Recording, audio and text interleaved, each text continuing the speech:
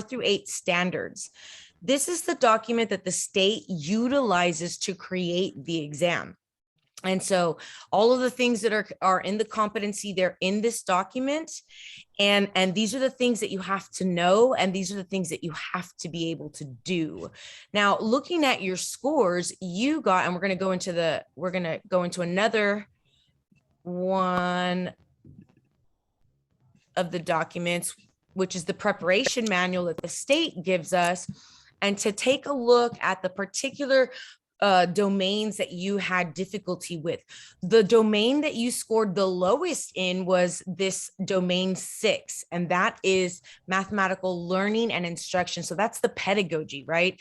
That's you having to make decisions, decisions on the math activities, the math lesson, or the math assessments to better support your students' achievement in math. So in that area, you scored, less than 50%. And so I believe that really thoughtful review of that domain is going to be very important.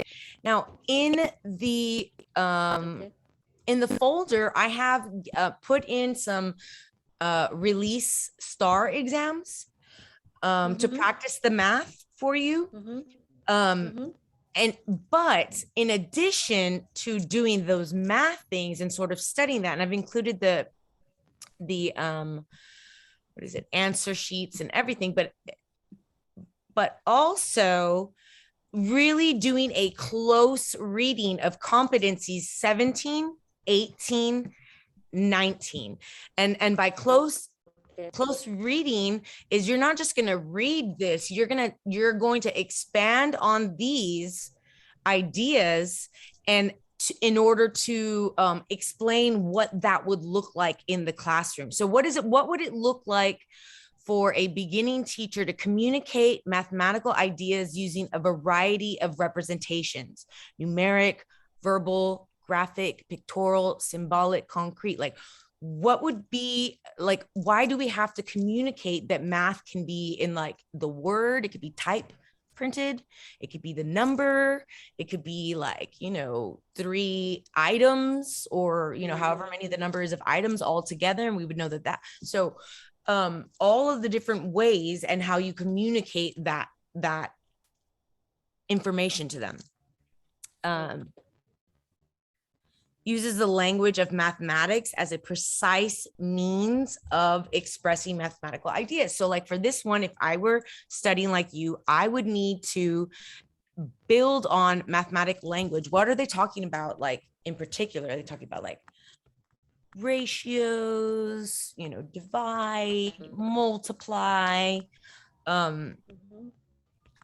instead of saying like 3 times 3, saying 3 multiplied by 3, maybe that's what they're meaning. But going in there into each of these, underneath the competency, going to each of them and making sure that each individual idea or concept that and if you don't know it, there's no shame in not understanding, like, what does this look like? Certainly look it up. There's only shame in pretending we know and moving on as though we did.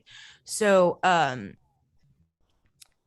explores and applies concepts of financial literacy as it relates to teaching students, describe the basic purpose of financial institutions, distinguish the difference between gross income, net income, identify various saving options. So if you don't know various saving options, you have to look it up, right? So that you will be able to explore those ideas when you're supporting student financial literacy. So any of these main concepts or ideas within those competencies that you scored poorly in, I'd like for you to do a close reading. That means you analyze the text and you build notes based on concepts and ideas within this text that you are unfamiliar with.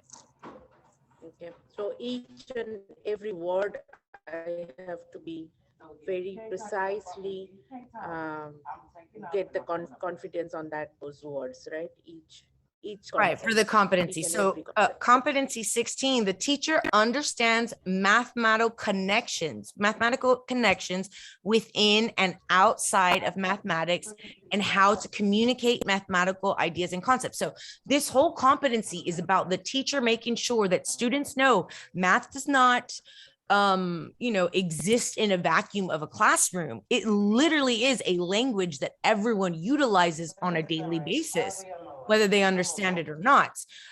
Whether they're just reading signs, whether they're taking directions, and it's like take the second left off of I-35. Okay, well, what does second mean?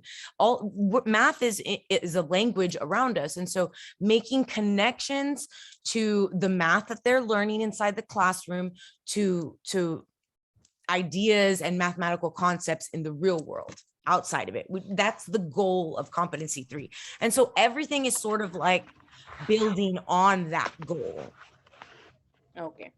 Apply mathematics to model and solve problems to manage financial resources. So again, really showing them how, as far as math is concerned, it's an incredibly useful tool for later in life for financial reasons, right? We all have to deal with money. We all want to, get enough savings to be able to help us during an emergency, all of those things, and those ideas being built on and reinforced in the instruction 4 through 8, especially in 4 through 8, because they're, and then later on as well. But especially in 4 through 8, we're beginning to show the students that these ideas and concepts have tangible value outside of the classroom. Yeah. And then getting them to be savvy in those things, because if more students were able to, participate in that type of financial math and understood it, then more people would be financially stable later when they're adults, right? Because they have that point of reference for learning. Yeah. Okay. Competency 17, the teacher understands how children learn and develop mathematical skills, procedures, and concepts. So this is all about growth and development of the student and of those concepts. So how they learn math in their different stages, how they learn the math skills, how they learn math procedures, and how they learn math concepts. So as I said before, domain 6 is the one that you had the lowest percentage in. So this is the one that I want you to super hit hard. 17, 8, and 18, right? 18 and 19. So this one is about understanding how do students learn math? Like, how do they apply theories and principles of learning math to plan appropriate instructional activities for all students? So what are the theories and principles about learning math? What are those things? And if you don't know them, you have to look them up, or you have to study them in some fashion. Understand how students differ in their approaches to learning mathematics with regard to diversity. So that's important. Students coming from different cultures, different areas, have a different point of reference with math. And so like understanding how to take a different approach with a group of students based on their particular needs, but just being open and ready to support the needs of diversity when it's there. Students use prior mathematical knowledge to build conceptual links to new knowledge and plans instruction that builds student strengths and addresses students' needs. So this is really important and a big one. You utilizing the students' prior knowledge. You can't utilize their prior knowledge if you don't know your students. So knowing your students, assessing where they are in order to use the prior mathematical knowledge as a conceptual link. Think of it like a lasso between one neurological pathway and a spot to lay the groundwork for another. So the prior knowledge can lasso that space and connect the new knowledge to the prior knowledge. Yeah.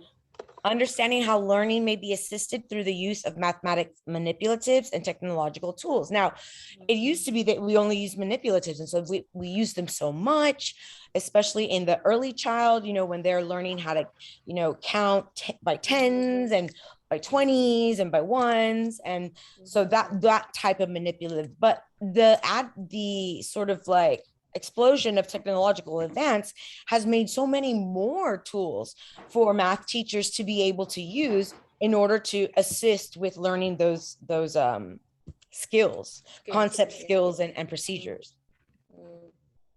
Yeah. Understands how to motivate students, motivating students. Now, this is all pedagogy and things that you again will have to learn for your PPR exam. How do you motivate students? How do you actively engage them in the learning process? You do that by using a variety of interesting, challenging, worthwhile mathematical tasks in individual, small group, and large group settings. So you don't want to just do a direct instruction where the teacher is at the front of the class and is sort of like disseminating knowledge into the minds of students. That's not the way that neural pathway is going to be most effectively built. You want to do direct instruction, which is like teacher-centered instruction, to introduce new concepts, to pre-teach, always pre-teach vocabulary, especially if it's vocabulary that's content specific for your ELL students that are learning language, for your special ed students, but even so for your general ed students. Pre-teach academic vocabulary every single time and utilize the students' interests as much as possible, giving them, a sense of agency or inclusion in the learning experience.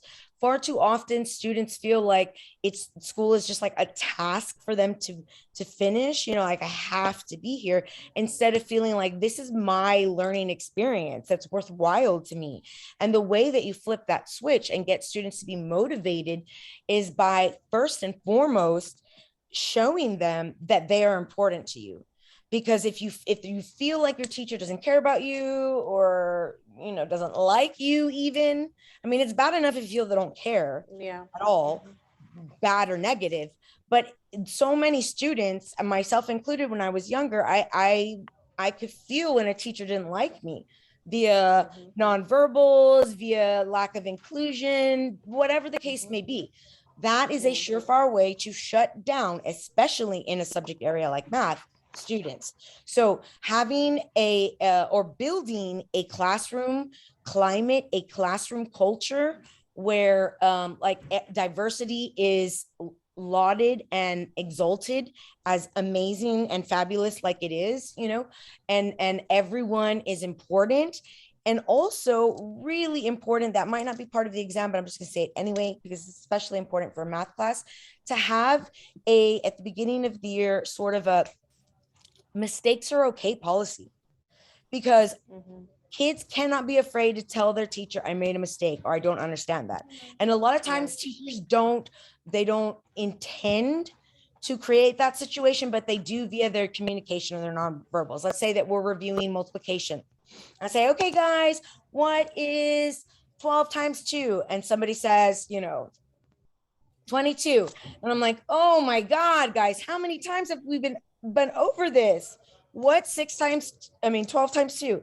That outburst of annoyance is going to make whatever grade level, 4 through 8, and the younger they are, the more likely to be affected by it, to not want to share their mistakes. But mistakes are no big deal. I tell all of my students when we go through the practice questions, please do not be afraid to make mistakes. It's better than in front of me, because I'm going to correct it and you will never make that mistake again. You will remember it harder. And also teacher can understand where they are when they have problem. Absolutely. So mistake is important. Is important. In a classroom climate where mistakes are tools for betterment and success, not a point for ridicule or whatever, so just creating that atmosphere where everyone feels important and okay to make mistakes. Like, I got this wrong. And if I were a math teacher, I would tell everyone, guys, there's nobody on the planet that learns math and never makes a mistake. Like, literally the practice of math is mistakes. That's why we have to practice at it, because it's so easy to make mistakes before. So we shouldn't laugh or be upset or whatever. The goal is to keep practicing, to keep going, and to learn from mistakes, and be mindful the next time. But mistakes are an important process to learning math and can never be avoided. So understand how to provide instruction along a continuum from concrete to abstract. And so that's, you know, as simple as, for instance, I have one apple, you brought another apple. How many apples do we now have? Concretely, we have 2 apples. And so ideas that are abstract is like that mathematical abstraction with theorems and imaginary numbers and all that stuff. So to be able to provide instruction from concrete to abstract ideas.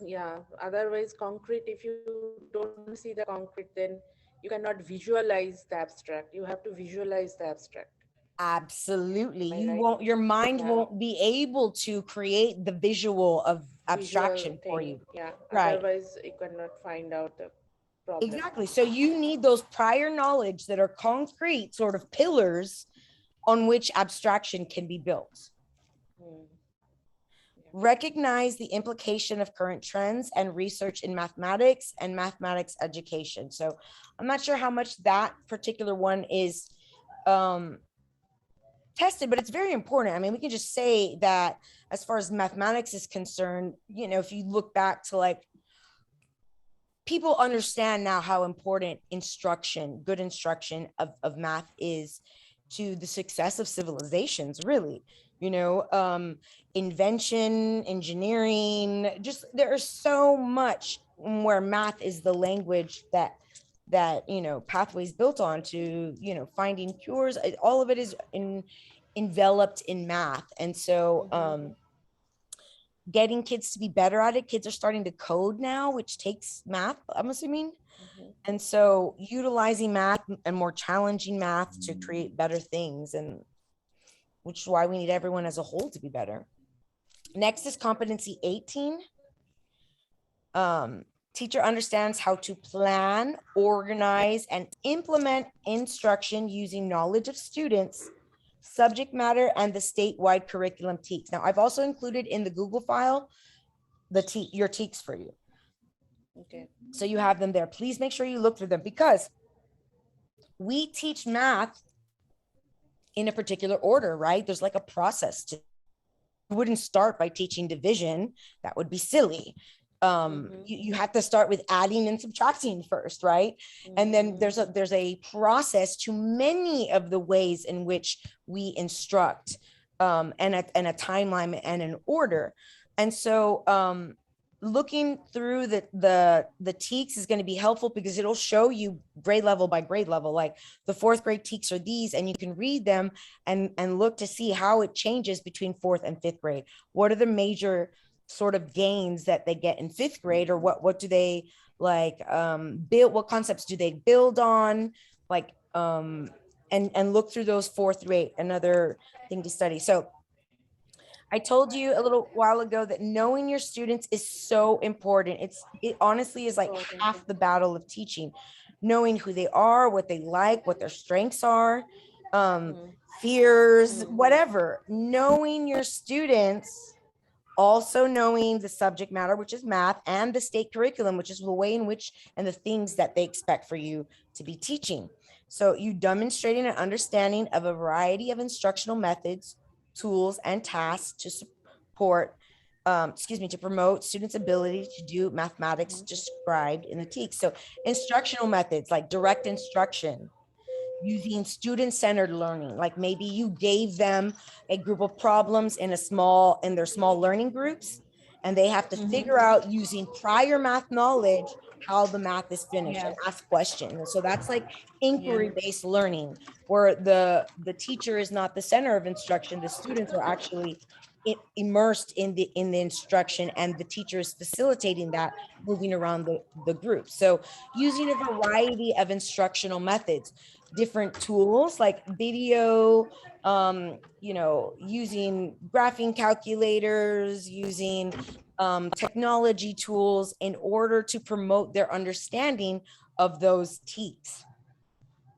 Planning strategies for developing mathematical instruction as a discipline of interconnected concepts and procedures. So planning so that you can, again, illustrate how important math is in the grand scheme of things. Like math is used in wars, to calculate Yeah. like there's so much that math is involved in, and just making ways whenever possible to connect those ideas for your students in your planning. Yeah, and everywhere, every time we say that this is the time, after 5 minutes we'll go there. Everything is countable. Exactly. The computers that we use are zeros, and the software runs on zeros and ones. And so Yeah, everything. everything. Develop clear learning goals to plan. Now, they might give you a question where they show you Miss Salceda's learning goals. The student will be able to, count by 10. So every single learning goal that you plan should be able to be assessed. If you can't assess it, it's not a good learning objective. And they should all be based on the TEKS, right?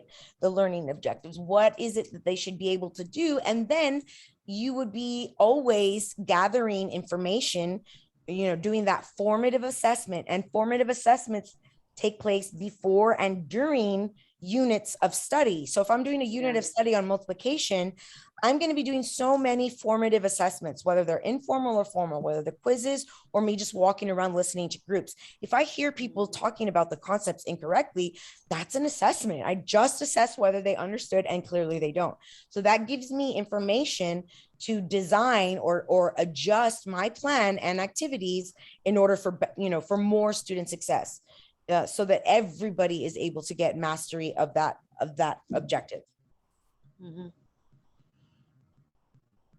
Procedures for developing instruction that establishes transitions between concrete, symbolic, and abstract representation of math knowledge. Again, the different ways in which that we can see it, like we were talking about how math is everywhere, and it's everywhere. And sometimes it's concrete, sometimes it's symbolic, sometimes it's abstract, but it's literally enmeshed in everything and everywhere.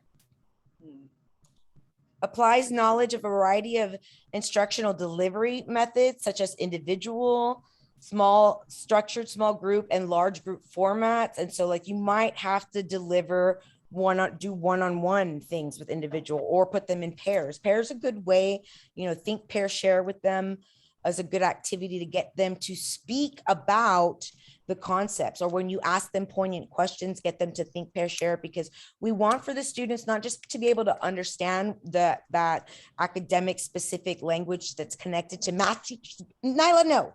Sorry, my dog needs to go out. We want for them to be able to talk about it, to be able to say like, I, factored by number of this, or we want for the students themselves to be practicing speaking about math concepts, math skills, math vocabulary. So knowing the different ways of grouping them to get that. Understanding how to create a learning environment that provides all students, including our ELLs, or English language learners, with opportunities to develop and improve math skills. So all students, this means like whether they're special ed, whether they're 504, GT, that you are accommodating them in your planning. So a way that I have already mentioned that you can accommodate for special ed, English language learners, really for everyone, is by doing direct instruction, pre-teaching in the beginning of your class, any academic vocabulary that the students will come into contact with during that lesson that may or may not present, difficulties in comprehension. Like if they don't understand this word, the lesson will not be understood. Making sure that you pre-teach those things, utilizing visuals, connecting to prior knowledge. All of those are strategies, utilizing the videos, connecting to prior knowledge, or different strategies in order to help English language learners develop and improve their mathematical skills. Yeah. Mm-hmm. Here it is, demonstrating an understanding of a variety of questioning strategies to encourage, what was I talking about? Mathematical discourse. We want the students to be using their oral language proficiency to not be talking about the Kardashians, but to be talking about mathematical concepts. We want for them to engage in mathematical discourse. So whenever a question or a scenario shows you that the teacher is trying to plan something to get the students to talk about the content specific material, that is going to be the correct answer. We want to give them every opportunity and provide built-in opportunities to speak about the concepts that they're learning. And H talks about demonstrate something or make them work with showing something to make them talk with mathematical way. right, exactly. So maybe asking them a question, and you could do this by asking the whole class, okay, we just finished our lesson and our activity. You asked a poignant question about, I don't know, maybe you're with fourth graders and you ask them why multiplying, needed was why this is showing that, I think like a box or something, why we need to multiply to make an area. There you go. And so they would write their response down, and then you would say, okay, guys, now think, pair, share with your partner. Turn to your partner or whoever's next to them, their elbow, and they say they give their answer to their partner. The partner gives their answer to them. They have a little conversation. Then then you bring it back to whole classroom, and then you say, okay, guys, but let's have somebody share their response. Their partner's response, if you want to go even a little bit further to see if they're good listeners. What was your response and what was your partner's response? And ask them. And so this gives the students who are like afraid to speak in large groups the opportunity to still talk about academic specific things in math, but not be on the stage and have everybody's eyes on them, right?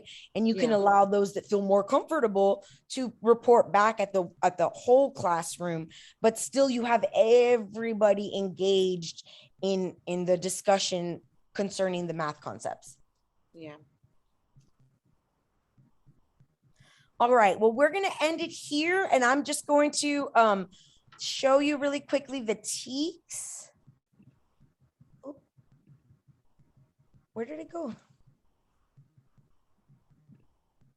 Okay. So here are the, these ones are labeled math. This one is labeled math, TEKS, EC is early child.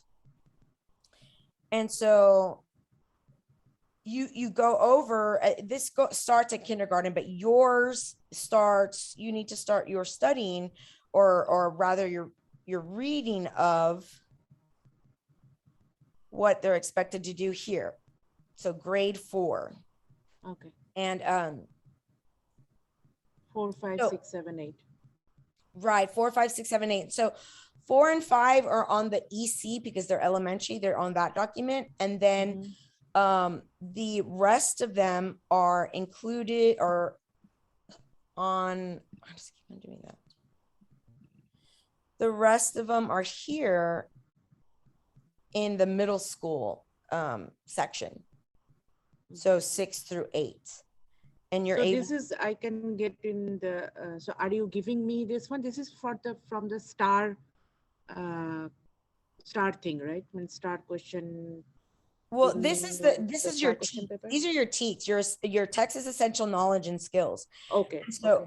So it starts off here in the introduction, and it says the desire to achieve educational excellence is the driving force behind Texas Essential Knowledge and Skills for mathematics, guided by the college and career readiness standards by embedding statistics, probability, and finance while focusing on computational thinking, mathematical fluency, and solid understanding. Texas will lead the way in mathematics education and prepare Texas students for challenges that they face in the 21st century. So that is sort of like the theoretical background to where the TEKS come from that are below.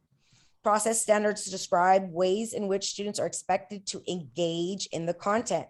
The placement of the process standards at the beginning of the knowledge skills listed for each grade and course is intentional. They built it this way on purpose. Process standards weave the knowledge of other weave the other knowledge and skills together so that students may be successful problem solvers and use mathematics efficiently and effectively in everyday life. So students will use problem solving model that incorporates analyzing, giving information, formulating a plan or strategy, determining a solution, justifying the solution, etc. So it starts here. So the primary focal areas in grade 6 are number and operations, proportionality, expressions, equations and relationships, and measurement and data. Student use concepts, algorithms, and properties of rational numbers to explore mathematical relationships and describe increasingly complex situations. So mathematical processes and standards. You see the one, knowledge and skills. Statements that contain word, including reference content that must be mastered, while those containing the words phrase containing the phrase such as are intended as illustrative examples. So you have to do the ones that say including. That's how you read this. So student uses mathematical processes to acquire and demonstrate mathematical understanding. The student is expected to apply mathematics to process arising in everyday life. So all of these you should review. And they're all sort of here for you. So I would like for you to utilize this folder and then get back to me after you've studied it and let me know where you are as far as, you know, getting ready to take the exam. Okay. So I think another competency, I am weak on probability. I forgot the number of the competency. Okay. But so should I, do you have any other